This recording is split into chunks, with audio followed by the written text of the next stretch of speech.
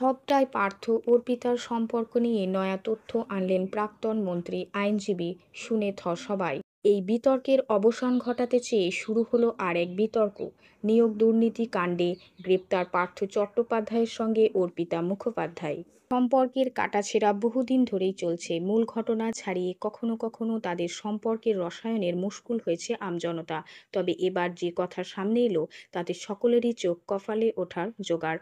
পার্থ নাকি কাকা এবং অর্পিতা নাকি ভাইঝি। সম্প্রতি কোর্টের সওয়াল জবাবের সময় পার্থর আইনজীবী দাবি করেছেন প্রেম প্রণয় নয়, তারা একে অপরকে স্নেহ এবং শ্রদ্ধার চোখেই দেখতেন। প্রাক্তন মন্ত্রীর আইনজীবী দাবি তার মক্কেল পার্থ চট্টোপাধ্যায়ের সঙ্গে অভিনেত্রী অর্পিতার সম্পর্ক নিছকই ব্যবসায়িক। প্রসঙ্গগত উল্লেখ্য, গত মঙ্গলবার রাজ্যের প্রাক্তন মন্ত্রীর জামিনের মামলার শুনানি ছিল কলকাতা হাইকোর্টে। বিশিষ্ট আইনজীবী সন্দীপন গঙ্গোপাধ্যায় এবং আইনজীবী অয়ন পোদ্দার পার্থর হয়ে মামলা লড়েছেন।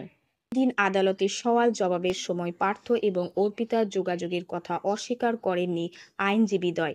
তবে তারা বলেন তাদের মধ্যে সম্পর্ক ব্যবসা পর্যন্তই সীমাবদ্ধ ছিল। এছাড়াও পার্থর আইনজীবীর দাবি, তদন্তে অর্পিতার নামে যেসব সম্পত্তি বাজেয়াপ্ত করা হয়েছে তার সাথে প্রাক্তন মন্ত্রীর কোনো যোগসূত্র নেই। সেই সব সম্পত্তি যে পার্থর তার কোনো প্রমাণ নেই এবং প্রাক্তন মন্ত্রী সেসব তার নিজের বলে কখনো দাবি করেননি এবং ভবিষ্যতেও করবেন না। এমনকি অপানামের বাড়িগুলিও নাকি পার্থ শিক্ষামন্ত্রী হওয়ার আগে কেনা বলে দাবি করেছেন হাইকোর্টের এই দুই আইনজীবী। এরপরেই পার্থ এবং অর্পিতার সম্পর্কের সমীকরণের উপর আলোকপাত করতে বলেন বিচারপতি তীর্থঙ্কর ঘোষ। আইনজীবী জানিয়েছেন, অর্পিতা পার্থকে কাকা বলে ডাকতেন। রেফারেন্স হিসেবে তিনি সামনে এনেছেন অর্পিতার কিছু জীবন বীমার কথা।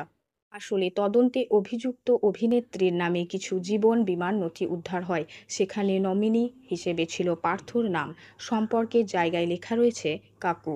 কলকাতা হাইকোর্টে পার্থর জামিনের পক্ষে সওয়াল করে বলেন, পার্থর কাছে থেকে তেমন কোনো কিছুই পাওয়া যায়নি। যাবতীয় যা কিছু পাওয়া গেছে তা অর্পিতার বাড়ি থেকেই। এক প্রকার তিনি অভিযোগের সমস্ত বল অর্পিতার কোর্টে ঠেলে দেন। আইনজীবীর দাবি তার মক্কেলের বয়স যথেষ্ট বেশি এবং তিনি অসুস্থ। আপাতত বুধবার পর্যন্ত মামলা স্থগিত রাখা হয়েছে।